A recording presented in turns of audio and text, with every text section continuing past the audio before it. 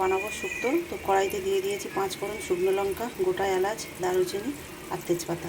তো এখন দিয়ে দিলাম আদা বাটা, জিরের গুঁড়ো, ধনের গুঁড়ো আর স্বাদ মতো নুন। তো মশলাটা বানানো হয়ে গেছে, এখন সবজির মধ্যে দিয়ে দেবো। তো এখন দিয়ে দিলাম মশলাটা যেটা বানিয়েছিলাম ওটা দিলাম, আর ওদিকে পোস্ত বাটা। সবজিতে আছে লাল আলু, প্লেন আলু, সজনের ডাঁটা, উচ্ছে আর আছে কাঁচকলা। তো এখন দিয়ে দিলাম গরম জল। এখন দিয়ে দেবো আমুল দুধ। 10 টাকার যে প্যাকেটগুলো হয় না, ওই গুঁড়ো দুধটা একটু গরম জল করে ওর মধ্যে লিকুইড বানিয়ে নিয়ে দিলাম।